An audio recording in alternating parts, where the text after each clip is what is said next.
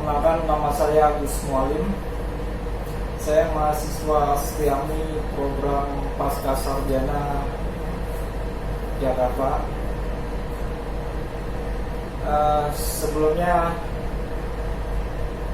di sini akan saya kemukakan bagaimana kegagalan pasar dalam perekonomian di masa pandemi COVID-19. Oke, langsung saja saya akan menjelaskan apa itu kegagalan pasar dan dampak pandemi COVID-19 terhadap perekonomian. Kegagalan pasar. Kegagalan pasar adalah suatu kondisi di mana pasar mengalami kegagalan dalam menyediakan kebutuhan pasar secara efisien atau ketimpangan antara produsen dan konsumen. Dalam hal ini, mekanisme pasar yang tidak efisien akan menyebabkan kebutuhan pasar yang dihasilkan menjadi terlalu banyak atau terlalu sedikit. Implikasi ekstrim dari fenomena ini adalah kolapsnya pasar tersebut sehingga tidak dihasilkannya lagi komoditas pasar terkait. Kegagalan pasar juga dapat diartikan sebagai kegagalan dari suatu institusi yang berkaitan dengan pasar atau pengaturannya dalam menyokong aktivitas yang diperlukan, juga menghentikan aktivitas yang tidak diperlukan dalam kegiatan pasar. Kegagalan pasar terjadi ketika mekanisme harga gagal memperhitungkan keseluruhan harga dan keuntungan yang berkaitan dengan penyediaan maupun konsumsi dari suatu barang dan jasa, sehingga dampak pada alokasi atau penggunaannya tidak efisien. Kemudian kita beralih pada masa pandemi COVID-19 saat ini. Selama kurun waktu lebih kurang 7 bulan, Indonesia mengalami masa sulit yang diakibatkan oleh coronavirus disease. Melihat banyaknya kasus yang positif terjangkit COVID-19 di Indonesia, pemerintah kemudian mengeluarkan aturan pembatasan aktivitas di luar rumah. Apabila warga atau masyarakat yang akan keluar rumah harus menerapkan protokol kesehatan seperti menjaga kebersihan tangan, menggunakan masker, menjaga jarak, serta menjaga kesehatan dengan asupan makanan dan olahraga. Protokol kesehatan juga mengatur tata cara berkumpul di luar rumah, makan di restoran, hingga beribadah. Sejak wabah COVID-19 melanda Indonesia, perekonomian Indonesia pun mengalami kemerosotan yang disebabkan oleh pemerintah yang belum mampu mengatasi kegagalan pasar yang terjadi, sehingga berakibat pada menurunnya tingkat konsumsi rumah tangga yang diperkirakan 32% hingga 1,2%. Investasi yang tadinya diperkirakan akan meningkat sebesar 6% pun akibat dari COVID-19, maka diprediksi justru akan merosot ke level 1% atau bahkan hingga minus 0,4%. Menteri Keuangan Sri Mulyani mengatakan bahwa Indonesia cukup terhantam keras dengan adanya penyebaran COVID-19. Sri Mulyani dalam telekonferensi di Jakarta mengungkapkan bahwa ia memperkirakan pertumbuhan ekonomi Indonesia dalam skenario terburuk bisa mencapai minus 0,4% berdasarkan asesmen yang dilihat oleh BI, OJK, dan LPS. Juga memperkirakan pertumbuhan ekonomi akan turun ke 2,3%, bahkan dalam skenario terburuk bisa mencapai 0,4%.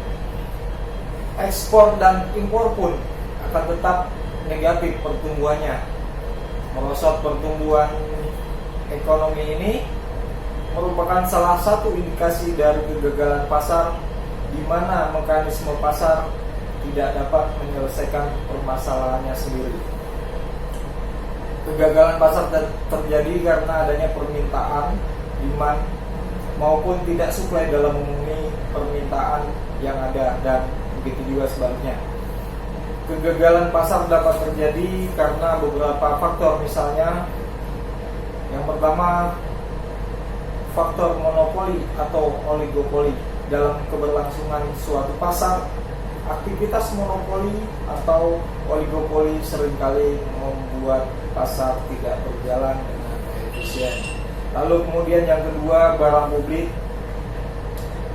Nah, dalam ilmu ekonomi, barang publik merupakan barang yang tidak dapat dibatasi siapa penggunanya, dan sebisa mungkin bahkan diatur agar seseorang tidak perlu mengeluarkan biaya untuk mendapatkannya. Lalu kemudian yang ketiga, eksternalitas merupakan efek samping yang diterima oleh suatu pihak akibat aktivitas ekonomi tertentu, dan efek ini diterima di luar dari kemauan pihak tersebut dalam melakukan transaksi ekonomi. Efek ini dapat berdampak positif atau negatif terhadap pihak tersebut. Eksternalitas negatif contohnya polusi udara adalah akibat dari kegiatan ekonomi. Kemudian contoh eksternalitas positif adalah vaksinasi, di mana seseorang yang mendapatkan vaksinasi dari suatu virus mengurangi peluang orang lain di sekelilingnya untuk terjangkit virus tersebut. Eksternalitas negatif tentu saja dapat membuat pasar menjadi tidak efisien karena menghambat produksi, menambah biaya marginal, dan membuat ketidakefisienan sosial dalam pasar. Kemudian yang keempat, informasi yang tidak lengkap atau asimetris.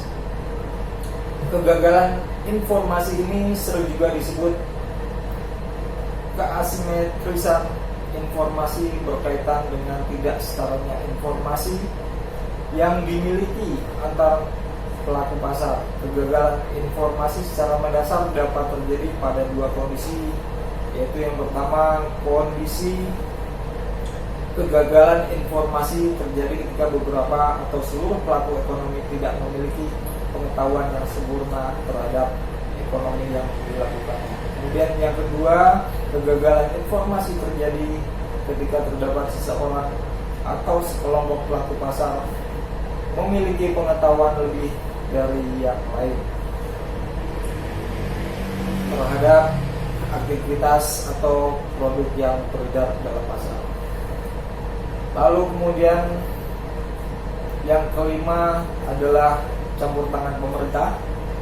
Campur tangan pemerintah dapat mengawasi aktivitas monopoli, memberi pajak, atau mengukur perilaku produsen yang menghasilkan eksternalitas negatif, menjaga kesetaraan informasi antar pelaku pasar, menyediakan barang publik, dan masih banyak lagi hal lain berkaitan dengan implikasi positif pada pasar. Namun tidak hanya dampak positif, campur tangan pemerintah juga dapat menghambat aktivitas pasar, di antaranya pajak yang terlalu tinggi sehingga membuat produktivitas lesu, birokrasi yang berbelit, penetapan upah minimum, keputusan pasar yang diambil secara politis seperti demi mendulang suara pada pemilu.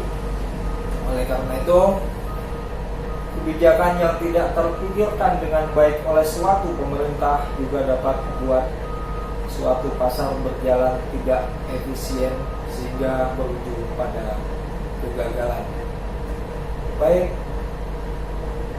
cukup saya penjelasan tentang perekonomian, tentang kegagalan pasar dalam perekonomian untuk kali ini. Kurang lebihnya saya mohon maaf. Wabillahi taufik wal hidayah. Wassalamualaikum warahmatullahi wabarakatuh.